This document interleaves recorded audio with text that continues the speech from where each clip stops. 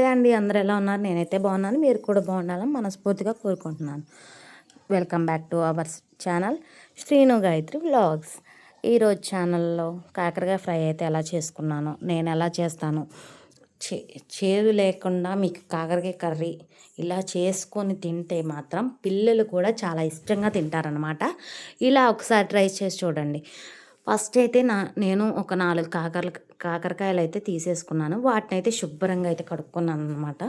కడిగేసుకొని వాటిని అయితే వీడియోలో చూపిస్తున్న విధంగా రౌండ్గా పల్చగా కట్ చేసుకున్నాను. మందం కట్ చేసుకుంటే ఏమైందంటే త్వరగా వేగదనమాట. అన్నీ ఒక సైజులోనే కట్ చేసుకోండి. అలా పల్చగా కట్ చేసుకొని ఒక 5 మినిట్స్ పాటు అయితే నేను ఆరబెట్టుకున్నాను అనమాట. ఆరబెట్టుకుంటే ఏమైందంటే ముక్కలు బాగా క్రిస్పీగా బాగుంటాయి అన్నమాట. టేస్ట్ చేదు లేకుండా ఉంటుంది అనమాట. తర్వాత అయితే స్టవ్ అయితే వెలిగించుకొని కళాయి అయితే పెట్టుకొని ఆయిల్ అయితే పోసుకున్నాను అనమాట. తగినంత ఆయిల్ అయితే పోసేసుకున్న తర్వాత కొంచెం హీట్ అవ్వాలన్నమాట. ఆయిల్ అనేది హీట్ అయ్యాక మనం దాంట్లోకి పచ్చిశనగపప్పు, ఆవాలు, సాయం మినపప్పు అయితే మొత్తం కలిపి అయితే వేసేసుకున్నాను అనమాట. అవి ఎక్కువ మోతాదులోనే నేను వేసుకున్నాను. అలా వేసుకుంటేనే టేస్ట్ బాగుంటుంది అనమాట. అందుకని నేనైతే అలా వేసుకున్నాను. తర్వాత అది కొంచెం వేగాక ఇంకా 4 ఎండుమిర్చిని అయితే తుంపుకొని ఎండుమిర్చిని కూడా అయితే వేసేసుకున్నాను అనమాట. తర్వాత ఇంకా కరివేపాకు కూడా అయితే 4 రెబ్బలు అయితే వేసేసుకున్నాను. అది కొంచెం హీట్ అయ్యాక అదనేది లైట్ గోల్డెన్ కలర్లోకి అయితే రావాలన్నమాట. అలా వచ్చేసాక ఇంకా మనం ఇందాకలా ఆరబెట్టుకున్న కాకరకాయలు అయితే ఉన్నాయి కదా, వాటిని అయితే వేసేసుకున్నాను అనమాట. కాకరకాయలు కూడా వేసేసుకొని మనం తిప్పుకోవాలి, లేకపోతే మాడిపోతుంది. కాబట్టి ఇంకా సిమ్లో పెట్టేసుకొని అయితే తిప్పుకోవాలన్నమాట. కాకరకాయలు ఎంత వేగితే అంత మంచిది. వేగకపోతే ఏమైందంటే పచ్చిగా ఉండి చేదుగా ఉంటుంది.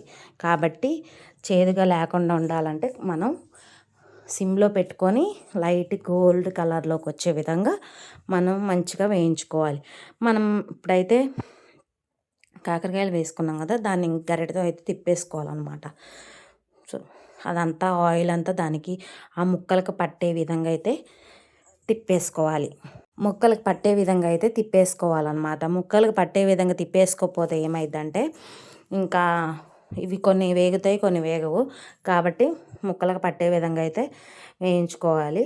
ఇంకా దాన్ని అయితే సిమ్లో పెట్టేసుకొని ఒక 10 మినిట్స్ పాటు అలానే ఉంచేసి నీకు తర్వాత అయితే మనం 4 వెల్లుల్లి రెబ్బలు అయితే తీసుకొని వాటిని శుభ్రంగా పొట్టు అయితే తీసుకొని ఒక చిన్న రోల్ని అయితే తీసుకొని దాంట్లో ఈ వెల్లుల్లి రెబ్బలు వేసి కచ్చా పచ్చా దంచుకోవాలన్నమాట. దంచుకునే లోపల ఇందాకలా మనం స్టవ్ మీద పెట్టాం కదా, అది ఎంతవరకు వచ్చిందో చూసుకోవాలన్నమాట. ఇంకా కొంచెం వేగాలన్నమాట. మళ్ళీ ఒకసారి గరిటెతో అలా కదుపుకొని ఇంకా మళ్ళీ సిమ్లో పెట్టేసుకొని మళ్ళీ ఇందాకలా మనం వెల్లుల్లి రెబ్బలు ఉన్నాయి దంచిన రోలు ఉంది కదా, దాంట్లో అయితే మనం దానికి కావాల్సిన తగినంత ఉప్పు అలాగే తగినంత కారం అయితే వేసుకోవాలన్నమాట. తగినంత కారం వేసుకొని దాన్ని బాగా మళ్ళీ మామూలుగా మరీ హెవీగా కాకుండా మామూలుగా దంచుకోవాలన్నమాట. కచ్చాపచ్చా దంచుకుంటే సరిపోతుంది. వెల్లుల్లి కారం వేసుకోకపోతే ఏమైందంటే టేస్ట్ ఉండదు. కాకరకాయ ఫ్రైలోకి ఎప్పుడైనా సరే వెల్లుల్లి ఫ్లేవర్ బాగా బాగుంటుంది.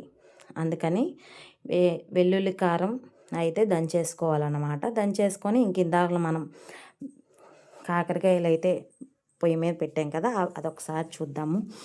ఇంకా దాదాపుగా అయితే దగ్గర పడ్డదనమాట.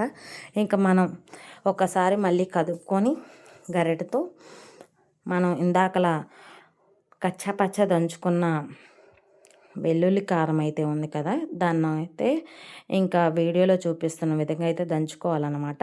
ఇంకా ఆ విధంగా దంచుకున్న దాన్ని అయితే మనం కాకరకాయ ముక్కల్లో అయితే ఇంకా వేసేసుకోవాలన్నమాట. కాకరకాయ ముక్కల్లో అయితే వేసేసుకొని ఇంకా దాన్ని అయితే కలుపుకోవాలన్నమాట. కలుపుకొని ఒక 5 మినిట్స్ పాటు సిమ్లో పెట్టుకొని మళ్ళీ ఒకసారి కదుపుకుంటే అంతేనండి. కాకరకాయ ఫ్రై అయితే రెడీ అయిపోయింది. ఒక 5 మినిట్స్ ఉంచి దించేసేయండి. పిల్లలు కూడా చాలా ఇష్టంగా తింటారు. అలాగే టేస్టీ కాకరకాయ ఫ్రై అయితే రెడీ అయిపోయింది.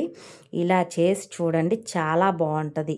ఇంతవరకు చూసినందుకు చాలా ధన్యవాదాలండి.